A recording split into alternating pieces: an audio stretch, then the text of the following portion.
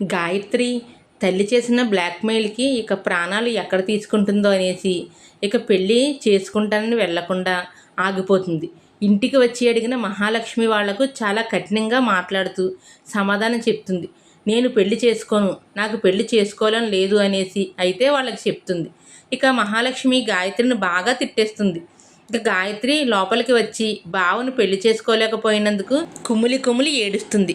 నా తల్లి నన్ను బ్లాక్మెయిల్ చేసింది, అందుకని నేను రాలేకపోయాను అనేసి ఏడుస్తూ కూర్చుంటుంది. ఇక మాధవ్ అయితే గాయత్రి పెళ్లి చేసుకుంటుంది, పెళ్లి జరుగుతుంది కదా అని ఆశ పెట్టుకున్నాను, గుడికి వెళ్ళాను, కానీ పెళ్లి చేసుకుంటానికి గాయత్రి రాలేదు అనేసి మాధవ్ అయితే చాలా బాధపడుతూ ఉంటాడు.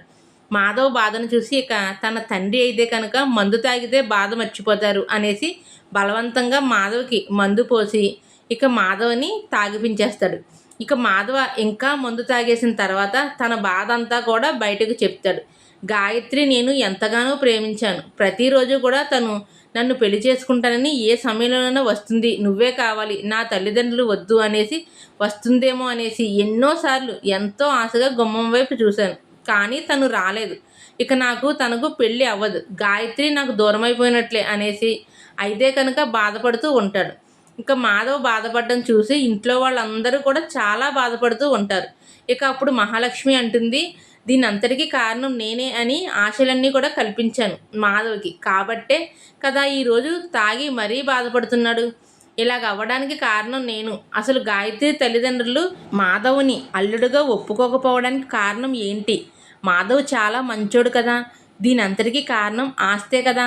కేవలం ఆస్తి లేదు అన్న కారణంగానే మాధవ్ని వాళ్ళ ఇంటి అల్లుడుగా చేసుకోమని అంటున్నారు.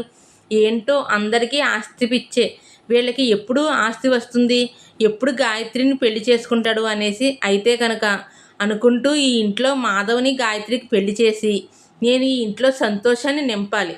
కానీ గాయత్రి తల్లిదండ్రులు బాగా డబ్బు మనుషులు. ఇక వాళ్ళు ఆస్తుంటేనే మాధవ్కి పిల్లని ఇస్తారు, ఏం చేయాలి అని ఆలోచిస్తూ ఉంటుంది. అప్పుడు సడన్గా మహాలక్ష్మికి తన తండ్రి గుర్తొస్తాడు. ఇక ఇది తన తండ్రి వల్లే సాధ్యమవుతుంది అనేసి ఆలోచించుకుని మేనేజర్కి ఫోన్ చేస్తుంది మహాలక్ష్మి. మహాలక్ష్మి తండ్రి మేనేజర్కి ఫోన్ చేస్తుంది. అంకుల్ నేను మహాలక్ష్మిని అనేసి అంటుంది. తెలుసమ్మా, నీ నెంబర్ నాకు తెలుసు కదా అనేసి అంటూ ఉంటే, అంకుల్ నేను మీతో మాట్లాడాలి అనుకుంటున్నాను, గుడి దగ్గరికి వస్తారా అని అడుగుతుంది. తప్పకుండానమ్మా అనేసి ఇక మేనేజర్ అయితే గుడికి వస్తాడు. అంకుల్ నేనేంటో మీకు తెలుసు, డాడీ నన్ను ఎంత అల్లారు ముద్దుగా పెంచారో మీకు కూడా నన్ను అదే విధంగా చూసుకున్నారు. నేనంటే మీకు చాలా ఇష్టమని నాకు తెలుసు, అందుకోసమే మీ ద్వారా డాడీకి ఒక విషయం చెప్పమని పంపిస్తున్నాను, చెప్తారా, డాడీని ఒప్పిస్తారా అనేసి అడుగుతుంది. ఏంటమ్మా నువ్వు ఏం చెప్పినా నేను చేస్తాను, నువ్వు నా బిడ్డలాంటి దానివి, నువ్వు ఆ ఇంటికి దూరం అయిపోయావని నేను చాలా బాధపడుతున్నాను, అలాగే ప్రతాప్ గారు కూడా చాలా బాధపడుతున్నారు, ఏంటమ్మా చెప్పు అనేసి అడుగుతున్నారు. అంకుల్ నాన్న అంటున్నారు, నేను మీ ఇంటికి వచ్చేస్తేనే గౌరవంగా ఉంటుంది, మా గౌరవాన్ని పోగొట్టావు, మమ్మల్ని కాదనుకున్నావు, నువ్వు లేకుండా మేము ఉండలేకపోతున్నాము అంటున్నారు. అయితే నా సర్టిఫికెట్స్ అన్నీ కూడా నాశనం చేసేశారు, అది నాన్న మూర్ఖత్వమే, అలా చేస్తే నేను వస్తాననుకున్నారు, నేను అర్థం చేసుకోగలను, అయితే దానికి నేను ఎంతగానో బాధపడ్డాను. ఏంటి నా తండ్రి నన్ను కన్న తండ్రి నా జీవితంలో ఎంత ఇదిగా ఆటలాడుకుంటున్నారు, ఎంత కర్కశంగా ప్రవర్తిస్తున్నారు అనేసి అనుకున్నాను, కానీ ఆలోచిస్తే ఆయనకు ఇదంతా నా మీద ఉన్న ప్రేమే అని అర్థమైంది. అయితే ఇప్పుడు నేను ఆ ఇంటికి వద్దామనుకున్నా కానీ నాకంటూ కొన్ని బాధ్యతలు ఉన్నాయి, నన్ను ఆదరించేవాళ్ళు, నన్ను ప్రేమించేవాళ్ళు ఉన్నారు, వాళ్ళ గురించి నేను ఏదైనా చెయ్యాలి. ఇప్పుడు నేను ఆ ఇంటిని వదిలి రాలేను, అలాంటి పరిస్థితులు ఉన్నాయి. ఇక కొన్ని పరిస్థితులకి కారణం కూడా నేనే, నేను చేసిన తప్పును నేనే సరిదిద్దుకోవాలి కదా. ఇప్పుడు నడి సముద్రంలో ఉన్న ఆ కుటుంబంలాగా ఉన్నారు, వాళ్ళ ఇంట్లో వాళ్ళందరూ మంచివాళ్లే, కానీ ఇప్పుడు వాళ్ళకి కావాల్సింది మంచితనం కాదు, డబ్బు కావాలి. ఆ డబ్బు లేక ఈ రోజున వాళ్ళు కోరుకున్న వాళ్ళని పొందలేకపోతున్నారు. ఇక అలాంటి డబ్బు ఎలాగైనా సరే వాళ్ళ సొంతం అవ్వాలి, అలా సొంతమైన తర్వాత డబ్బున్న వాళ్ళైనా తర్వాత వాళ్ళు వద్దన్న వాళ్ళే వాళ్ళ దగ్గరకు వెతుక్కుంటూ వస్తారు, అలా వచ్చేటట్లు నాన్న చెయ్యాలి. ఇదంతా కూడా నేను నాన్నతోనే చెప్పొచ్చు, కానీ నాన్న మొహం ఇంకా చూడాలి అంటే కూడా నాకు బాగుండలేదు. అంకుల్, నాన్న చేసిన పనులు అలా ఉన్నాయి, కానీ నాన్న నాకు ఈ సహాయం చేస్తే కనుక తప్పకుండా నేను తిరిగి వచ్చేస్తాను అనేసి అయితే మహాలక్ష్మి చెప్తుంది. అంతే కదమ్మా, ఏదో విధంగా వాళ్ళకి అనుకోకుండా డబ్బులు వచ్చినాయి అన్నట్లే నేను ఏర్పాట్లు చేస్తాను. మీ నాన్నగారితో కూడా అన్ని విషయాలు చెప్తాను. ఏదో రకంగా ప్లాన్ చేసి వాళ్ళకి డబ్బు వచ్చేటట్లే నేను చేస్తాను. అప్పుడు సమస్యలన్నీ సమసిపోతాయి.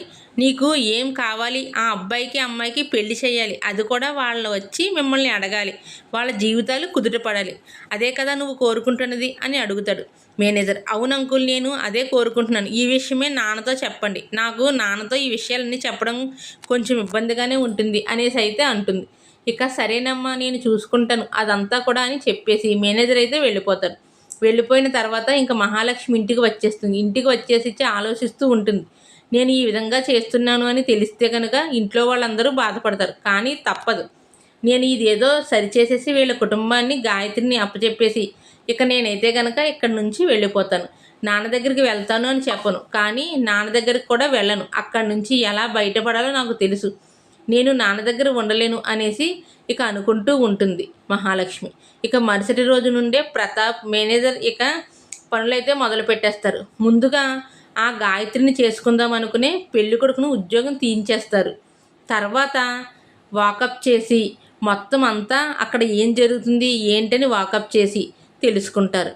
ఇక మాధవ దగ్గర పనిచేసే ఒక అబ్బాయి లాటరీ కొనబోతూ ఉంటాడు. ఇక అది చూసిన మాధవుడు, ఏంటి నీకు ఎన్నిసార్లు చెప్పాను లాటరీలోనే ఉంటానని, డబ్బులు రావు, అది ప్రమాదం, వద్దు, డబ్బులు వేస్ట్ అయిపోతాయని చెప్పాను కదా, అలా కొనొద్దు అనేసి అంటూ ఉంటే ఇక ఆ అబ్బాయి అంటాడు, అన్నా ఇప్పటికి చాలాసార్లు కొన్నాను, కానీ ఎప్పుడు కూడా నాకు తగలలేదు, కానీ నువ్వు అదృష్ట జాతకుడు అన్నా, నీ పేరు మీద ఏది చేసినా సరే అది చక్కగా జరుగుతుంది. ఇప్పటి మట్టుకు నీ పేరు మీదే నేను లాటరీ తీస్తాను. ఈ లాటరీ వస్తే కనుక మొత్తం నీదే అన్నా, నాకైతే వద్దు, ఈ లాటరీ టికెట్ కూడా నీకే ఇచ్చేస్తున్నాను, నాకు వద్దు అని చెప్పేసి ఆ అబ్బాయి లాటరీ కొని ఇక మాధవ్కి అయితే ఇచ్చేస్తాడు. ఇక కొన్న తర్వాత మళ్ళీ నీ డబ్బులు ఎందుకురా పెట్టుకోవడం, ఏదో కొన్నావు కదా, మళ్ళీ నీ దగ్గర నేను డబ్బులు తీసుకోవడం ఎందుకు, ఇవిగో డబ్బులు అనేసి లాటరీ డబ్బులు మాధవుడు ఆ కుర్రోడికి ఇచ్చేస్తాడు. ఆ తర్వాత మళ్ళీ ఆ కుర్రోడు మళ్ళీ లాటరీలు కొనుక్కుంటాడు. ఇక లాటరీ పట్టుకుని జేబులో పెట్టుకుని వచ్చేస్తాడు మాధవ్. ఈ విషయం అంతా తెలుసుకున్న ప్రతాప్, మేనేజర్ ఇక లాటరీ వాళ్ళతో మాట్లాడతారు. మాట్లాడి ఇక లాటరీ మన వాడికి అమ్మారు కదా, ఆ లాటరీ నెంబర్ ఏంటో తెలుసా అంటే అమ్మిన కుర్రవాడిని పట్టుకుని అవును మాకు తెలుసు అని చెప్తారు. ఇప్పుడు ఆ నెంబర్కే లాటరీ రావాలి అనేసి చెప్తాడు ప్రతాప్ చెప్తే ఇంకా ఆ నెంబర్కి లాటరీ వచ్చేటట్టు చేయడానికి ప్రతాప్ ఆ లాటరీ తీసే అతను డబ్బులు ఇస్తాడు. ఇచ్చి మేమే ఇస్తున్నాం డబ్బులు, లాటరీ డబ్బులు నువ్వు ఏమీ ఇవ్వనక్కర్లేదు, ఆ డబ్బు 10 కోట్లు తగిలినట్లుగా నువ్వు వాళ్ళకి చెప్పు, ఆ 10 కోట్లు మేమే నీకు ఇస్తున్నాం అనేసి ప్రతాప్ వాళ్ళు 10 కోట్లు లాటరీ అతనికి ఇస్తే ఇక లాటరీ అతను స్వయంగా మాధవ్ వాళ్ళ ఇంటికి వచ్చి మీ లాటరీకి 10 కోట్లు డబ్బు తగిలింది అనేసి చెప్తాడు. ఇక మాధవ్కి అదేం జ్ఞాపకం ఉండదు. నేనెప్పుడు లాటరీలు కొన్నాను, నాకు లాటరీలు అంట కొనే అలవాట్లేదు, నాకేం తగలలేదు అనేసి అంటే ఇక్కడ అప్పుడే ఆ కుర్రోడు కూడా, అన్నా మొన్న నీ పేరున తీశాను కదా, నువ్వు జేబులో పెట్టుకున్నావన్నా ఆ కాగితం అనేసి అంటే, ఓ దానికి తగిలిందా నిజంగానే అనేసి అందరూ ఇంట్లో వాళ్ళందరూ ఆశ్చర్యపోతారు. అవునండి దానికే తగిలింది, మీరు వచ్చి డ్రా చేసుకోండి, ఇక ఆ ఫార్మాలిటీస్ అన్నీ కూడా పూర్తి చేసేసాం, మీరు సంతకం చేస్తే కనుక ఇప్పుడే మీ డబ్బు ఇచ్చేస్తాం. అవును లాటరీ డబ్బులు అలా కూడా ఇస్తారా అంటే అలా కూడా ఇస్తారండి, కొత్త రకం కదా మీరు ఎప్పుడూ కొనరు, తెలీదు అని చెప్తాడు. లాటరీలో అతను ఇక వెంటనే సంతకం చేస్తాడు, ఏదో ఒక కాగితం మీద, చెక్కు మీద చేసేటప్పటికల్లా ఇక వెంటనే 10 కోట్లు తీసి సూట్ కేసుతో పాటు ఇచ్చేస్తాడు. ఇచ్చేటప్పటికల్లా ఇంట్లో వాళ్ళందరూ నోరు వెళ్ళబెట్టి 10 కోట్ల రూపాయలు వచ్చినాయా, మనం కోటీశ్వరులు అయిపోయామా అనేసి ఆనందపడిపోతూ ఉంటారు. అయితే ఇక మహాలక్ష్మి అయితే అనుకుంటుంది, ఓహో నాన్న ఈ విధంగా చేశారన్నమాట, కోటీశ్వరుల్ని చెయ్యి అన్నాను కదా, అందుకనేసి సర్లే ఎలాగైతేనే వీళ్ళని కోటీశ్వరులు అవ్వాలి, ఇప్పుడు వాళ్ళే వెతుక్కుంటూ వస్తారు అనేసి అనుకుంటారు. అనుకున్న తర్వాత మేనేజర్ మళ్ళీ ఫోన్ చేసి, అమ్మ మహాలక్ష్మి ఆ అబ్బాయి ఉద్యోగం కూడా తీయించేశాం, ఇక గర్ల్స్ కంట్రీలో ఉద్యోగాలు చేస్తున్నారు కదా, వాళ్ళ ఉద్యోగాలు కూడా యుద్ధం వల్ల పోయినంట, ఇప్పుడు ఆ గాయత్రి ఆ నాన్న వాళ్ళ నాన్న ఉద్యోగం కూడా పోయింది, ఇక మీ ఇంటికే వస్తారు చూడండి అనేసి చెప్పేటప్పటికల్లా ఇక సైలెంట్గా ఉండిపోద్ది మహాలక్ష్మి. ఇక మాధవ్కి 10 కోట్ల లాటరీ తగిలిందని తెలిసి ఇక ఉద్యోగాలు పోయినాయి కదా, చేద్దామనుకున్న అల్లుడికి మామ అందరికీ కూడా ఉద్యోగాలు పోయినాయి కదా, ఇక వెంటనే తాంబూలాలు పుచ్చుకుని మా పిల్లని పెళ్లి చేసుకొనేసి వీళ్ళ ఇంటికైతే వస్తారు. వచ్చేటప్పటికల్లా ఆ కుటుంబ సభ్యులంతా కూడా చాలా ఆనందపడిపోతూ ఉంటారు. అయితే మాధవ గాయత్రి పెళ్ళి జరిగిన వెంటనే మహాలక్ష్మి వెళ్ళిపోతుంది అన్న విషయం ఎవరికీ తెలియదు. అందరూ ఆనందంగా ఉంటారు. ఇక మహాలక్ష్మి కూడా చెప్పొద్దు అని అంటుంది కదా. ఇంకా ఎవ్వరూ కూడా ప్రస్తుతానికైతే కనుక ఆ కుటుంబంలో చాలా సంతోషాలు అయితే మొదలవుతాయి. ఇక గాయత్రి మాధవుల పెళ్లికల అయితే నిశ్చితార్థం లైన్ క్లియర్ అయిపోయింది, నిశ్చితార్థం కూడా అయిపోయింది. ఇక మహాలక్ష్మి ఇల్లు వదిలి వెళ్ళిపోవాలి. అయితే ముందుగానే వీళ్ళ పెళ్ళి అయ్యేంత వరకు రాననేసి మాట ఇచ్చింది కాబట్టి ఇక పెళ్ళి అయ్యేంత వరకు వెళ్ళదన్నమాట. ఈ వీడియో మీకు నచ్చిందా? మీరు ఇలా కోరుకుంటున్నారా మాధవ్ని ఇలా ఉన్నవాళ్ళు అవ్వాలి అనేసి? అలాగే మహాలక్ష్మి పెళ్ళి ఇలా ఈ విధంగా జరగాలి చెప్పి మా ఛానల్ని సబ్స్క్రైబ్ చేసుకుని ఒక చిన్న లైక్ చేయండి.